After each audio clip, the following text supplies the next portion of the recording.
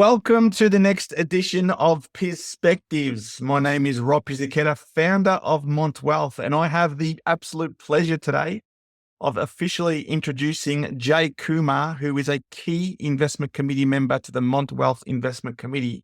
Now, Jay and I have been working together for 2 years. We've done quite well so far in working together.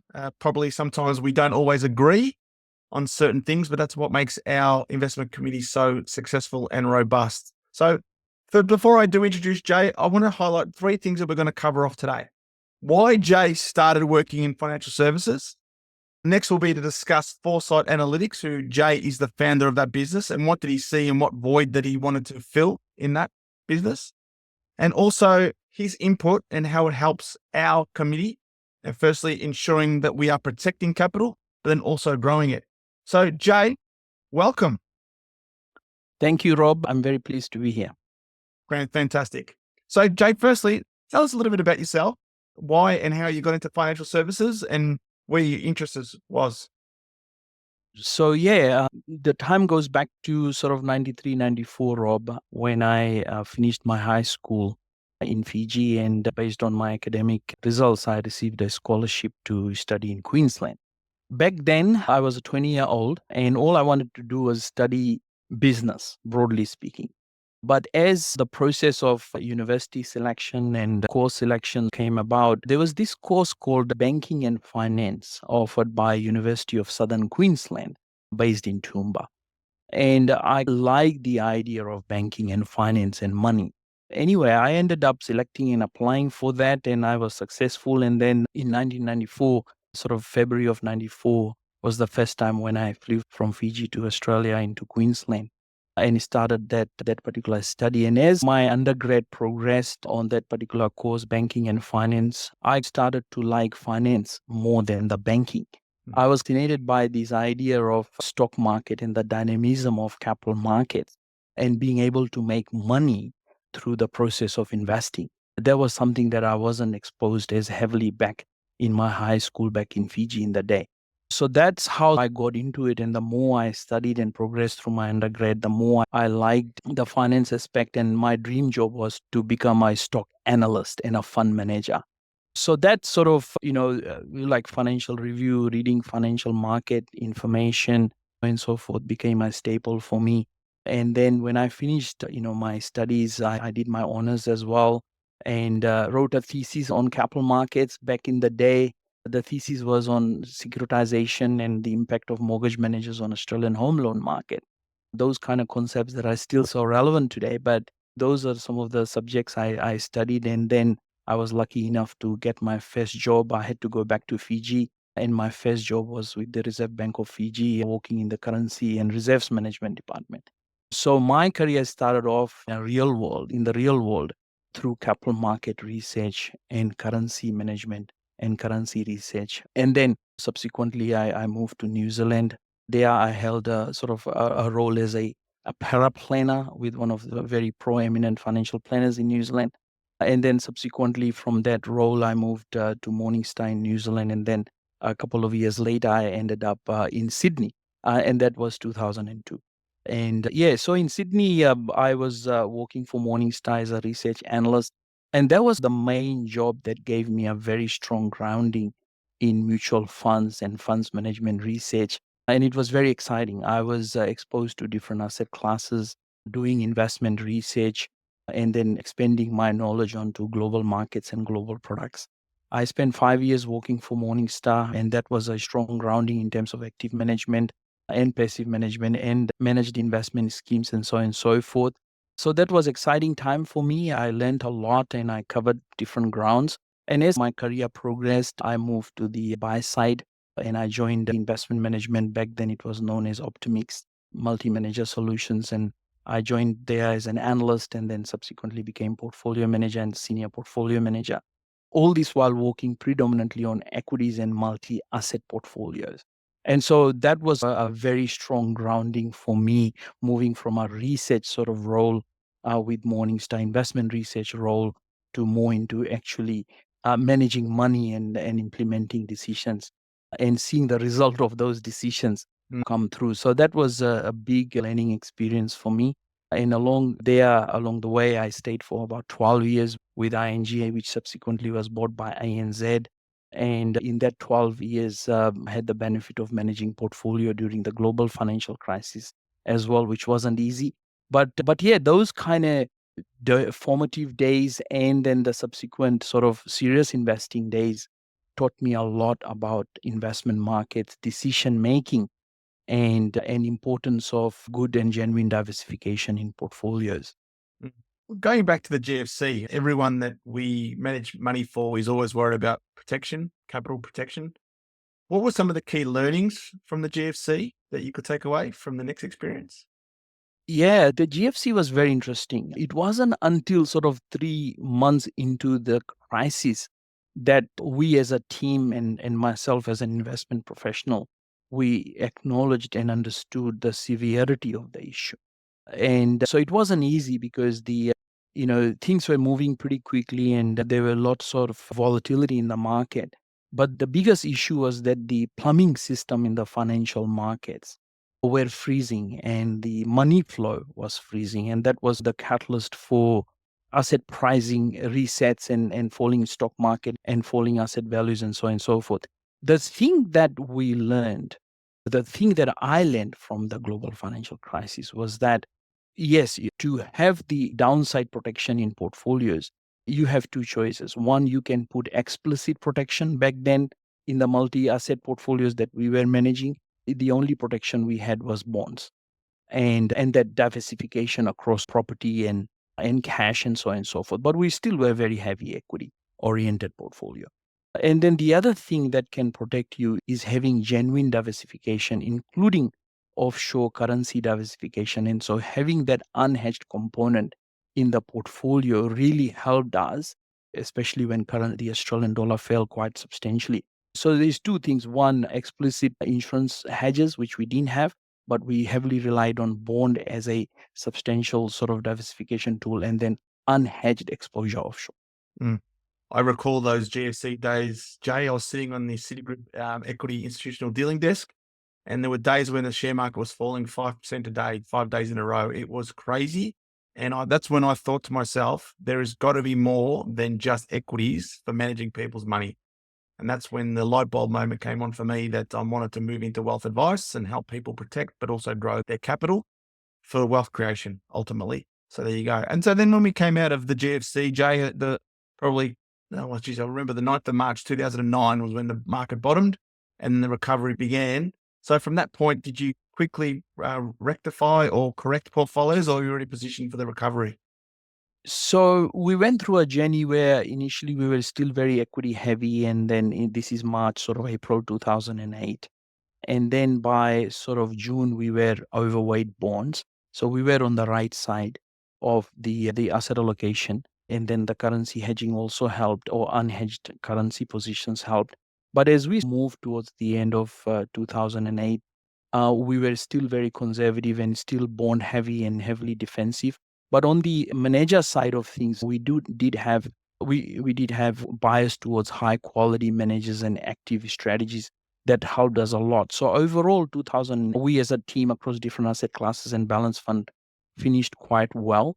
In terms of that TARP coming on, which was the US sort of federal government initiative to bail out the banking system and so on and so forth, that sort of came along, and then ultimately the market bottomed. But it took us some time before we got onto that bandwagon because we were, as you said, the whole global financial crisis was so overwhelming and completely unprecedented for anybody in the team.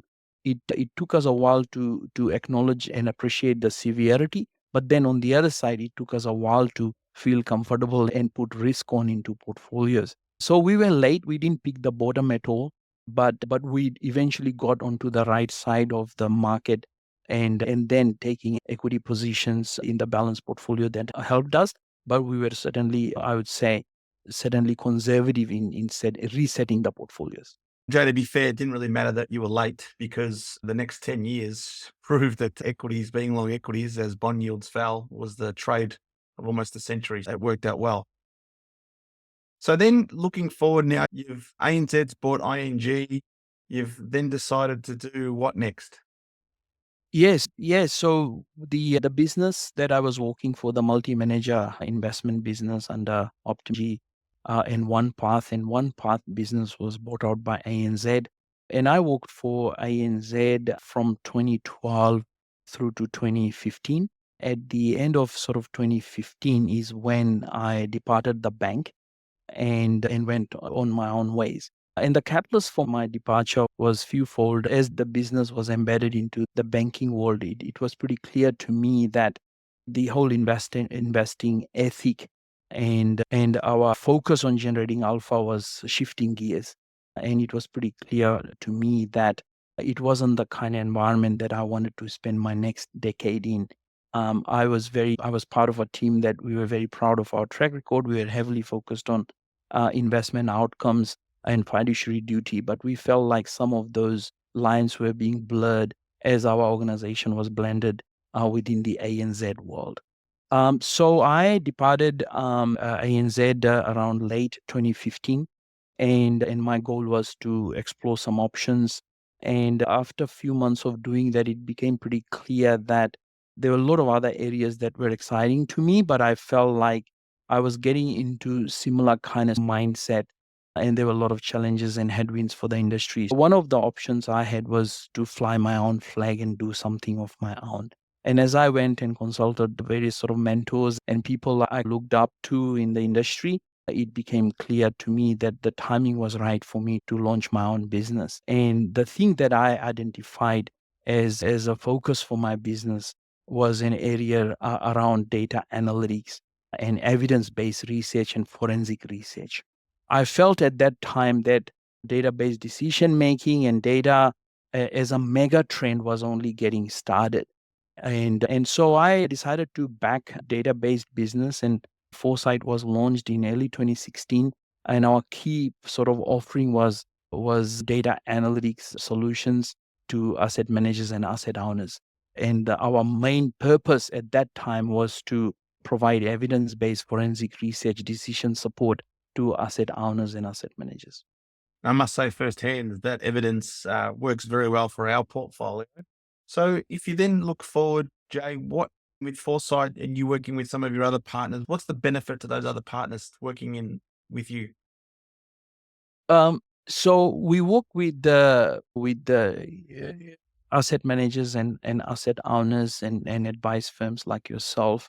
And the key value proposition we bring to the table is that wide lens, that extended lens as a partner.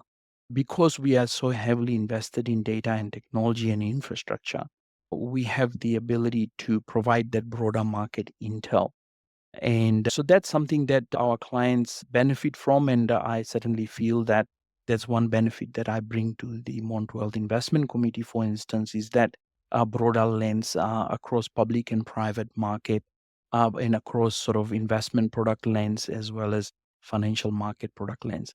The second thing I would say, Rob, is that deep market experience and understanding market cycles. And that what I call is understanding is the context for doing any analysis on products and markets or asset allocation. That market cycle context is very valuable because certain type of information and certain type of research can have different impacts depending on the market cycle. So I feel like that deep market experience is quite valuable, and deep understanding of market cycles and styles and factors is quite valuable for us to provide unique perspective and critical perspective to our clients. Mm. It's interesting too, because I'm a big believer in the market cycle and that's how I like to allocate capital. But every cycle is different. And so just because it's happened in the past doesn't necessarily mean it's going to happen in the future. So how do you consider those market cycles and then also allocating capital? What are some of the key criteria or attributes you look for? Yeah, great question, Rob. So yeah, every market cycle is unique, but as they say, history may not repeat itself, but it does rhyme. So there's always lessons, and then the other one I like to throw is also the view from the top is always very clear. So the things that we tried to understand is where are we in that business cycle and economic cycle, and which then has implications for profitability and obviously cost of capital, interest rates, and so on and so forth. So that cycle context allows us to ensure that we are not extrapolating sentiment and not extrapolating a positive sentiment in the market, that we always have our eyes on the fundamentals, but understanding where we are on the cycle. So how that may manifest in capital allocation is, if you recall our conversation last year around sort of US economic slowdown and stock market setting new records. And while we were conservative, what we said was, if the weight of the evidence does shift, we will look to add risk in the portfolio. And I think we were slightly underweight to equity, and then eventually we went overweight. So the key is that when facts change, we should be prepared to change our mind. Number two is that understanding cycles give us some context in terms of how much risk we should take, what kind of insurance we should put, and what is the nature of investment managers that we should deploy. And those are some of the lessons that we learned from that broader context around cycles. Yeah. And to that point, then we look back at the objectives of the two portfolios that we are the custodians for. The first one is for growth or accumulation. We look at it as a balance between growth and balanced. We call it strategic growth. The objective there is 8% return per annum through the investment cycle of 5 to 7 years. And then also for the income and conservative investor, the objective there is the RBA cash rate, which is currently 4.35% plus 3%. So when we start looking at the objectives, how do we take a step back, Jay, and how do you think about that portfolio construction piece? Yeah. So that portfolio construction piece, Rob, the main goal is for us to take a total portfolio approach and look to first of all have a agile asset allocation. What we call is the strategic asset allocation that is diverse and it benefits from the broader opportunity set. So that strategic piece, and if you look at our asset allocation, we have a very balanced allocation between equities, bonds, real assets, and alternative asset investment, for example. So that having that good diversity and balance of risk across those big asset classes is quite important. And then the second layer decision is, how do we implement that asset allocation in the real world? And there again, we have a good balance between active managers and few thematics and passive. But the key for us is to make sure that we have a high quality bias. We are picking and partnering with asset managers and investment portfolios that deliver a high quality exposure to us. And so that's important. And then as an ongoing process and risk management, we manage our risk as market environment and cycle shifts. So right here, right now, our portfolios are quite well balanced. In the growth portfolio, in the strategic portfolio, we do have a tilt towards growth, but generally speaking, our portfolio is a lot more balanced than our competitors. On the income side of things, again, we have a strategic policy setting, strategic portfolio setting that has a good balance between those four major asset classes, as I mentioned. But within the alternative bucket, we do have a bias towards defensive and high income oriented strategies, because our goal is to deliver more defensive, higher income than the strategic growth portfolio.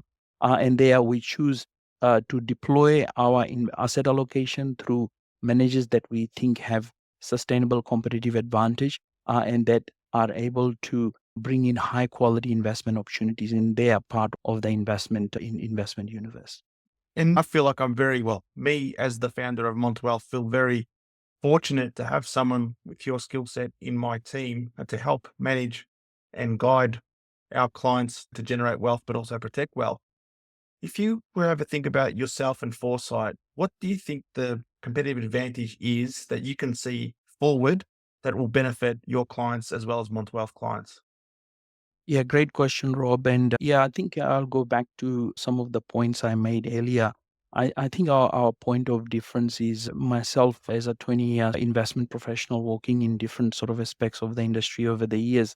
And then the skill set of my team. We certainly bring that wide lens to any investment committee we sit in, that broader market intelligence and that broader perspective, whether it's public market, private market, or is equity, bonds, multi-asset, cross-asset knowledge. So I feel that is something that is valuable to thrive in today's highly volatile and complex investment world. The second thing I would say is the depth of experience. particularly investing money in the real world and deploying capital and making mistakes and understanding when to rely on your analysis and when to balance risk. That fine balance between opportunity and risk management really comes with a lot of experience. So we feel like we bring that to the table. And then the third thing I would say is that critical thinking and objective decision making perspective. One of the reasons why I set up Foresight was to provide evidence based research. And the reason was that in many organizations I've worked before, I felt that decision is heavily weighted towards the loudest voice or the most senior person, and less so what the evidence is telling. So we feel like, given our framework and a lot of the data and quantitative and objective analysis we do, we are able to bring that critical perspective that is objective and less emotionally driven. Fantastic, Jay. I'll say it again, but I feel very fortunate to have one of the greatest, I think, financial market minds in the country working with Mont Wealth. Jay Kumar, thank you so much for your time, and to the Mont Wealth partners and clients. This is Jay Kumar, and thankfully he's in our camp. So thank you, Jay. Thank you, Rob. Very pleased to be part of your team. And yeah, as you said, it's the diverse perspectives that all the committee members bring really strengthens our decision process and our ability to navigate through complex markets. Pleasure to be on your team, and thank you for the opportunity to discuss my journey in the industry and with Foresight. Thanks, Jay. Thank you.